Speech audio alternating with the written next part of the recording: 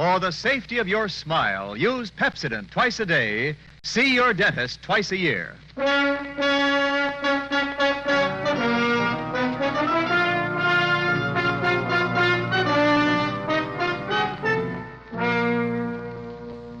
Lever Brothers Company presents the Pepsodent program, The Adventures of Philip Marlowe, starring Van Heflin.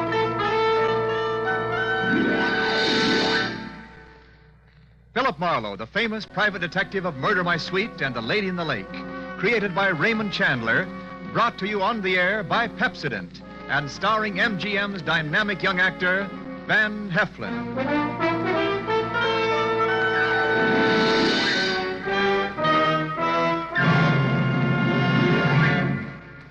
Now, families all over America have named their favorite toothpaste. New Pepsodent with Irium. New, fresh-tasting Pepsodent with a new, cool, minty flavor. It's preferred 3-to-1 over any other toothpaste. It's true. With families all over America, new Pepsodent is a favorite 3-to-1. Families from coast to coast recently compared new Pepsodent with the toothpaste they were using at home. They preferred new Pepsodent by an overwhelming average of 3-to-1 over any other brand they tried. These families, 3-to-1, said new Pepsodent tastes better, makes breath cleaner, makes teeth brighter. Yes, families 3-to-1 say new Pepsodent tastes better, makes breath cleaner, makes teeth brighter. Get new Pepsodent toothpaste for your family right away. Now, Van Heflin in The Adventures of Philip Marlowe.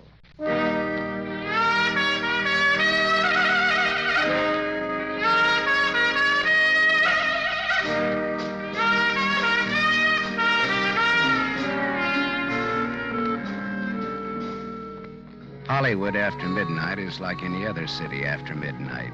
Night moves in and the city becomes hushed and stealthy.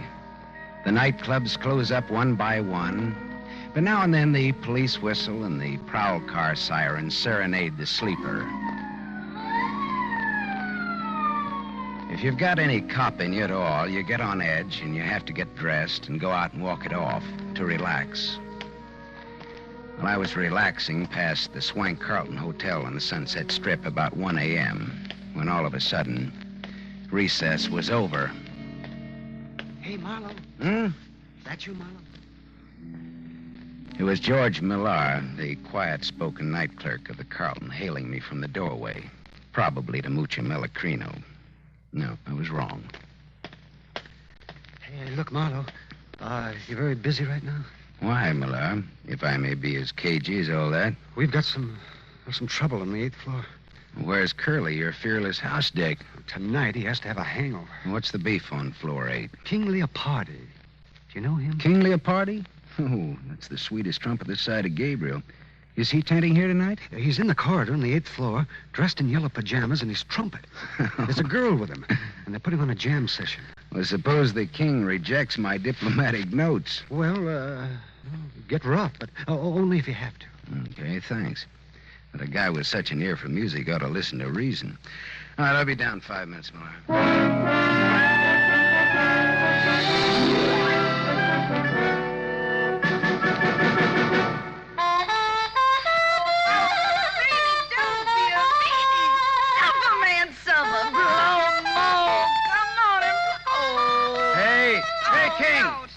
King, that's all, boy. Oh, suffer, out, mellow, king and yellow, more schmozzerino, more. I said, all right, King, the party's over. Hey! Were you addressing me, peasant? I said, wrap it up, can it? Put it on ice. The show is over. Ha! Conk him, King. King Conk, that's what he is, King Conk. Let him have it, King. Fanfare to a nosy house dick, as follows. All right, now look, Yellow Pants, wrap up your bugle and buzz off. Now hit the grit. Oh, you're tougher than a 40-cent steak, aren't you? Well, this'll make you soft and tender. Here. Attaboy, King. Hit him again for me. All right, hit me with that trumpet, will you? Okay, King. All right, now, come on, get up, get dressed, and get out. How can he? He's out cold. I'll be glad to pack for him. And you get back to your room, too. Listen, Copper, I don't have to do anything. Get going, sister. Come on, jump.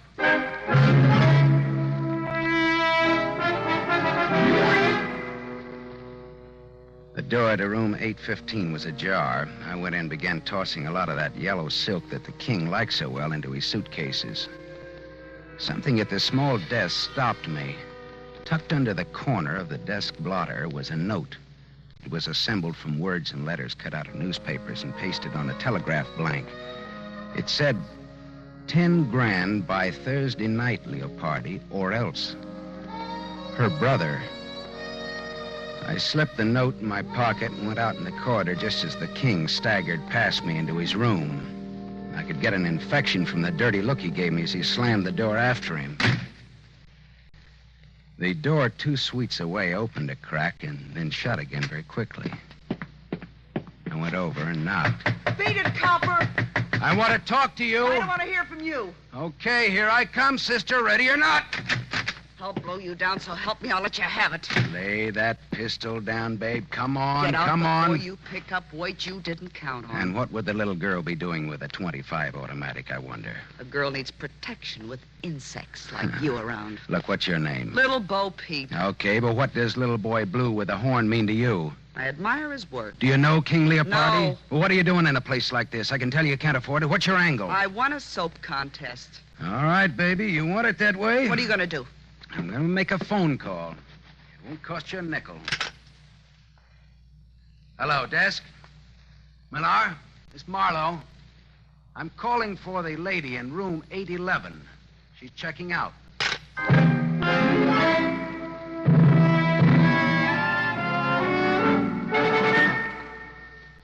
I had a little trouble up there, Millar. Your 2 noisy guests will be checking out any minute. Okay? Oh, well, I hate for things to happen on my shift. Well, the king bopped me with his bugle, and the girl had a gun. Gee, nice people. Yeah, how come you put a floozy like that girl so close to the king? Well, I didn't.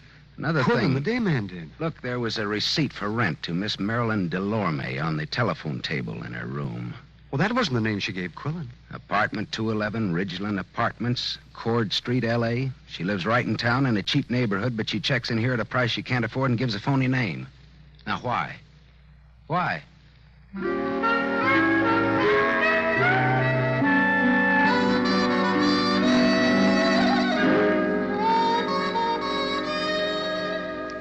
Cord Street, where Marilyn Delorme lived, was Old Town, Arty Town, Crook Town.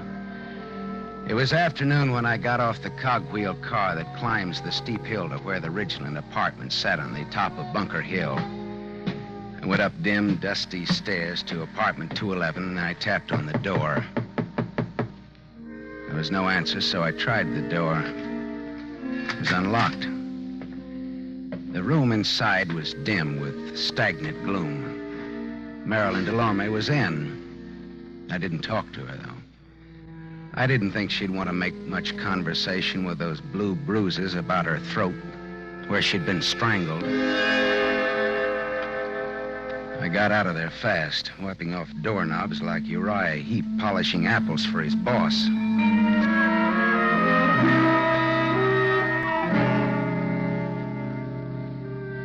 I found King Leopardi at his job at the Club Belvedere. He was relaxing at a table in the bar with a kind of a girl commonly referred to as a knockout. She looked tall, and her hair was the color of a brush fire seen through clouds of dust. I pulled in my chin and then walked over to the table. Hello, Leopardi, old maestro. You remember me? I'm sorry, I can't say that. Why, you dirty keyhole snooper. King, please don't start anything You again. left a certain little note in your hotel room last Get out, night. dime a dozen. That wasn't all. That dame with you I last said night. beat it. King, sit down. Beat it and take this with you. There's not much snap in that punch, King. Would you like to try it again? I have had some drinks. I'll see you later when I'm okay. See you later, too, Dolores, after the floor show. I'm sorry, Miss... Sit down. You've made us conspicuous enough as it is. Now, wait a minute. Sit Look, down. All right, thanks. Well, that's what I get for being a little gentleman and letting him pepper me without a comeback. No, he's always spoiling for a fight. The king just can't control his dukes, can he? You better have a drink. All right. Coke with bitters. That's what I love about Hollywood. You meet so many eccentrics. Yeah, but you see, I'm the kind of a guy who starts with a short beer and wakes up in Shanghai with a full beard. Is this on me or is it on you? Well, that depends. Well, how's champagne? Mum's cordon rouge, shall we say, huh? It's on you. It's on me. Coke with bitters. How did you get to know King Leopardi? Oh, I just happened to throw him out of his hotel last night. Oh, house detective, huh? No, filling in for a friend. Philip Marlowe, private investigator's the general tag. Oh.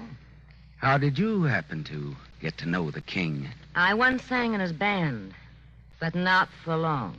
Well, then, look, tell me, would it be hard for a woman to get to him? Only if he was surrounded by a wall of fire. If the woman had a gun? Why?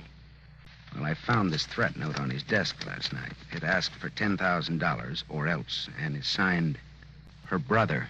Well? Well? Yes. A woman with a gun could get to him, and everybody would give her a great big hand. Mm-hmm. Well, I'll skip that Coke and bitters and say good day and thank you, Christabel. The name is Dolores. Oh, good afternoon, Miss Drury. Chiozza. Dolores Chiozza. Oh, Chiozza. Fare thee well, Miss Chiozza. Formal, aren't you? So long, Dolores. So long, Philip. If I hear of anything, I'll toss it your way.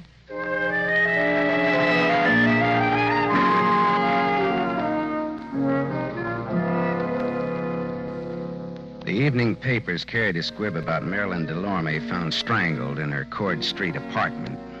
That was all, dead end. Until about 1 o'clock in the morning when the telephone started having hysterics on my night table. Yeah. Philip, this is Dolores. Dolores. Oh, yeah, sure. Would you come over to my place right away? 2412 Renfrew Street, below Fountain. Hey, wait a minute. It's a sort of bungalow court. Mine is the last one in line. Well, sure, but wait a minute. What's the matter? Dolores, look, what's the matter? King Leopardi is here, too. King Leopardi. He passed out in my den. It's absurd, isn't it? Yeah, that's absurd. And it'll cost you $20. All right, but hurry. Please hurry. All right, I'll be right over. Phone calls in the dead of night. I should have been a midwife.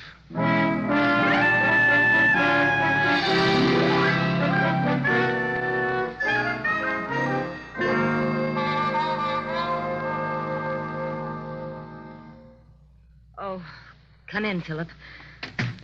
I'm sorry I woke you at this hour. That's okay. I always get up around this time anyhow to take my bitters and answer phone calls. Where is he? May I have a cigarette? Sure. Thanks. Right.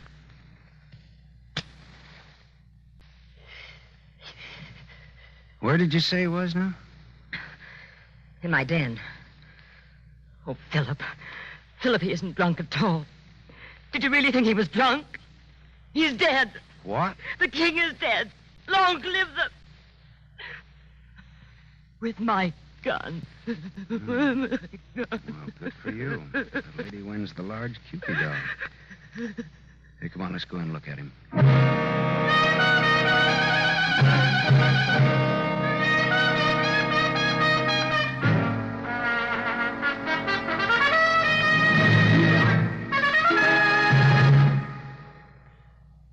You are listening to The Adventures of Philip Marlowe, starring Van Heflin.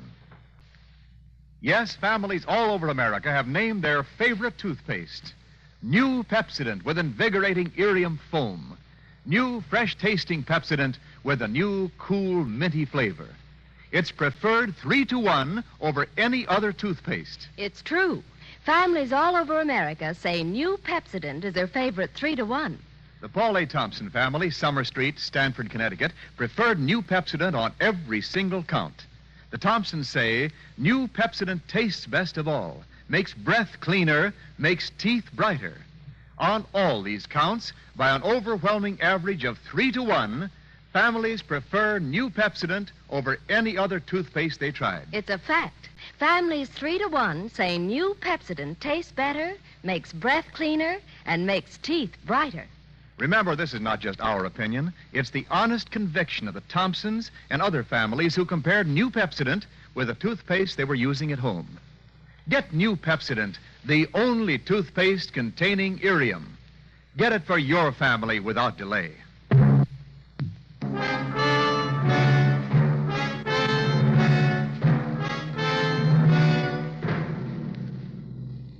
We continue with the adventures of Philip Marlowe, starring Van Heflin, who appears by arrangement with Metro-Goldwyn-Mayer, producers of The Hucksters, starring Clark Gable.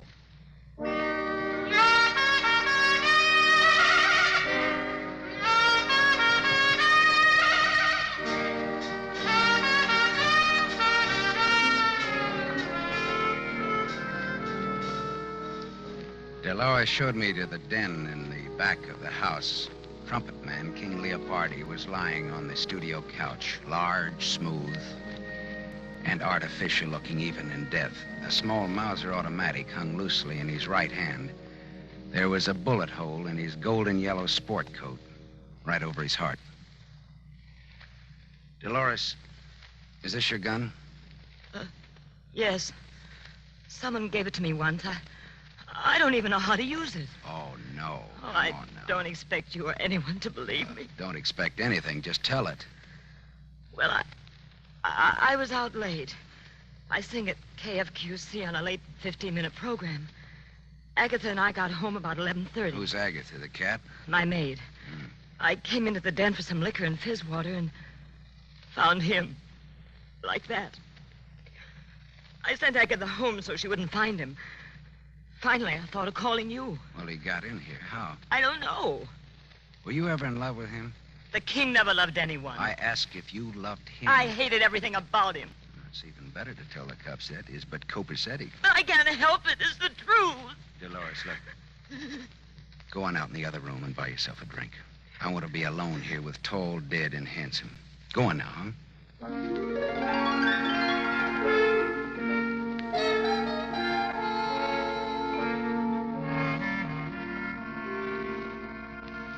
After Dolores had taken her white face out of that room, I could work better.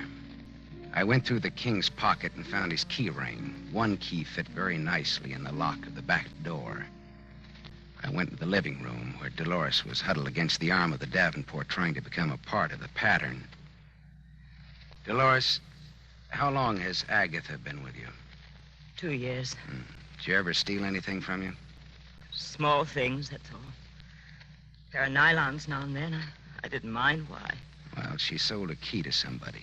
A key to this apartment. Oh, what's the difference, Philip? We're wasting time. I'm done for as a nice person. They'll think it was a lover's quarrel and I shot him. Or that he shot himself over me. Well, you don't die from the latter, though. Your reputation does. And I care about what people think of me. Yeah. Well, that's what makes me for you again, lady. Thanks, Philip. Now, look, suppose you give me a description of Agatha and tell me where she lives. I want to talk to her. Tonight.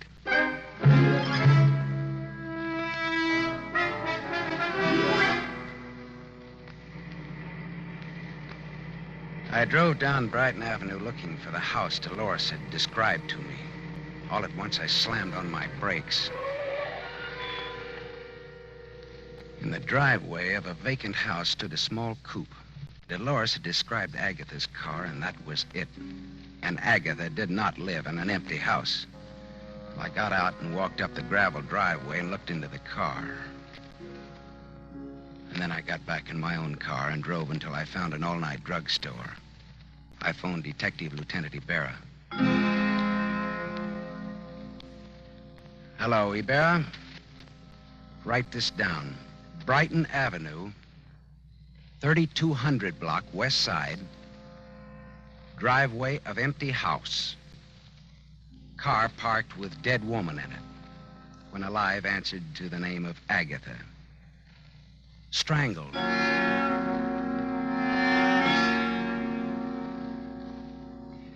I went back to the Carlton Hotel where it all started the night before. Quillen, the head day clerk, was on night duty. That surprised me a little bit. It was 2 a.m. and very empty, very quiet in the lobby. I was fine. Well, if it isn't Marlowe, the old clues man. A good morning, and tripe like that. Hello, Quillen. Look, how come you're on duty? Millar went on vacation this a.m. His brother has a cabin at Crestline on the Arrowhead Road. Well, I didn't even know he had a brother. Now you know. Quillen, look, how come an old hotel man like you registers floozies like that Marilyn Delorme on the same floor with people like King Leopardi? What? You heard me, mine host. I didn't register the girl or Leopardi. Millar did. What? You heard me. Well, why was the room between their rooms empty last night in times like these? Millar had it marked on change. Plumbing out of whack or something. Why? Oh. Well, here's why. A lad with a pass key could have gone into that room and then unlocked the two connecting doors. And then you could have run a bus service between the girl's room and Leopardi's. What are you driving at? That girl in 811 had a gun and Leopardi had a threat letter last night. Now, here's what I want you to do. Call the hotel where Leopardi's staying now and ask if he's there. Why? Because. Good enough? Best reason in the world. Wife always uses it. Wait here.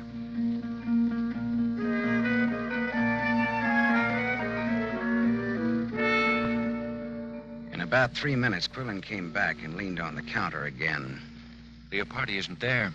I talked to a guy in his suite who was almost sober. He said Leopardi got a call about 11 from some girl. What girl? Well, he didn't know. But Leopardi went out preening himself. Okay, thanks, Quillen. Anything to do with that brawl you had with Leopardi here last night? No, all in the spirit of boyish mayhem. Oh. That 815 has a jinx on it, you know. Girl shot herself there 2 years ago.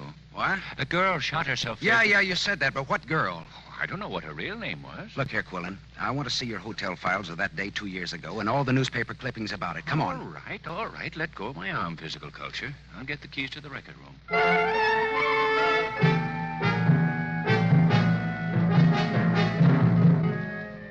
I read the hotel files of that day 2 years ago, and I read the newspaper clippings of that suicide in 815. Then I asked Quillen just where George Millar's brother had his cabin in the mountains.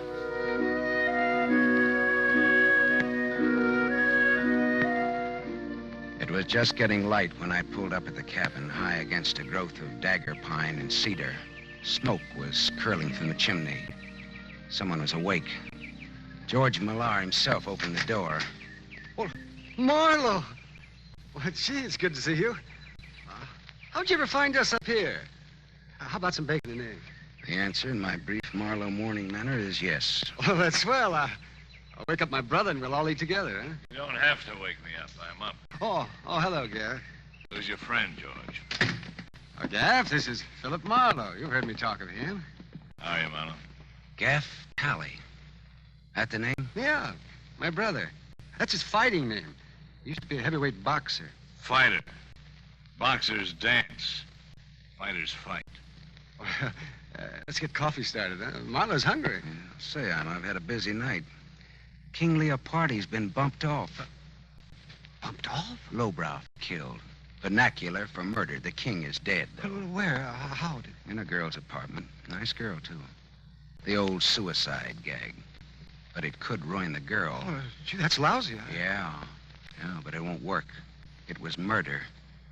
What makes you think it was murder? Well, Gaff, the way I cased the job, the kill was supposed to have been pulled in his room 815 at the Carlton Hotel night before last. Is that a fact now? Yeah. I spoiled it by giving the king the merry heave-ho before the girl in 811 could get to him. Didn't I, George? I guess you did, Marlowe. Yeah. Of course, it would have been poetic justice if King Leopardi had been killed in the same room where a girl committed suicide 2 years ago, registered as Mary Smith. Usual name, Eve Tally. Did you hear that, Gaff Tally? Eve Tally. I heard it, Marlowe. So he had a sister named Eve, shot herself in 815 at the Carlton. So what? So, George here told me that Quillen registered that professional gun girl in 815 night before last. Oh, no. George registered her. So? So George kept the room between the girl and Leopardi vacant.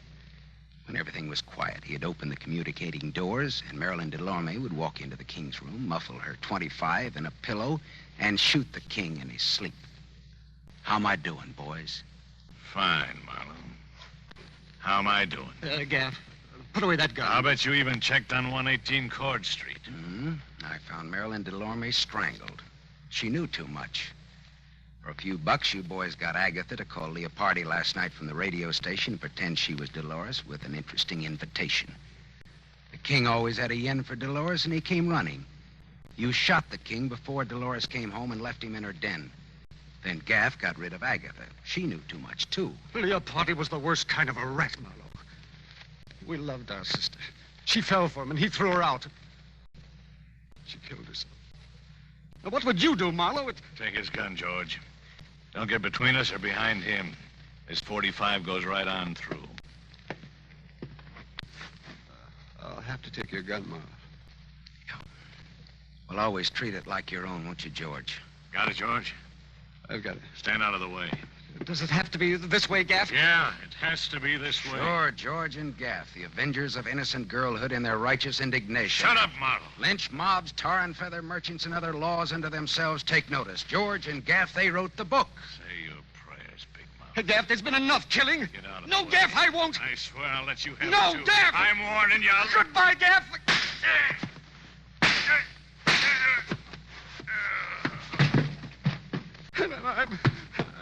I'm sorry, Gaff. I had to do it. George, he's dead. Listen, I had to do it, Gaff. I just had to. You understand, don't you, Marlowe? Yeah, I understand. He was a killer. He killed 3 people. He wasn't going to kill a 4th. I wanted to finish Leopardo out in the open and take what came, but Gaff tried to do it cute. I didn't know Leopardo was dead until you told me, Marlowe. I believe you, George. Yeah. Here's your gun back, Marlowe. It shoots fine.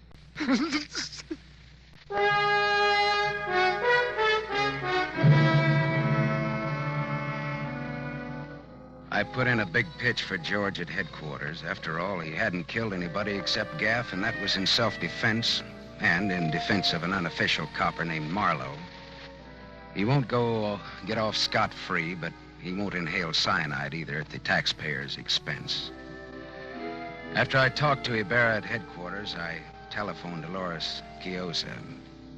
I didn't give her the sordid details, but just told her not to worry, that she was in the clear. Philip. Oh, thank you, Philip. I'm so relieved. I'm so grateful. I'm so thirsty. Well, come on over then. Hey, wait a minute. Now, is this fiesta on you or is it on me? Why? Well, I mean, do I drink Coke and bitters or Cordon Rouge? It's on me. All right, then champagne it is, baby. But look, let me bring the glasses, huh?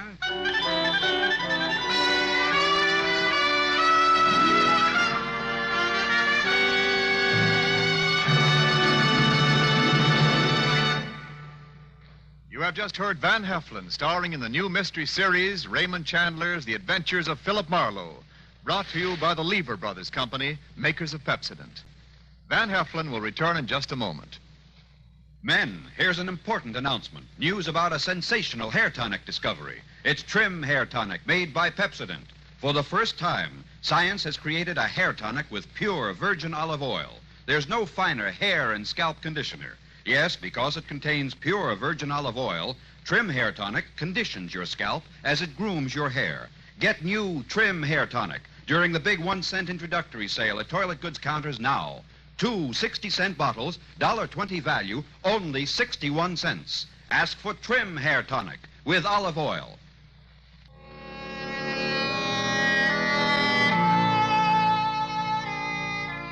Now, concerning next week's show, here's our star, Van Heflin. Philip Marlowe crouched in the darkness of Beverly Glen and waited for those footsteps to come closer. And then all at once, the Sandman hit him without bothering to remove the sand from the sandbag. And when Marlowe woke up in the morning, his wallet and his gun were gone. And he was wanted for murder.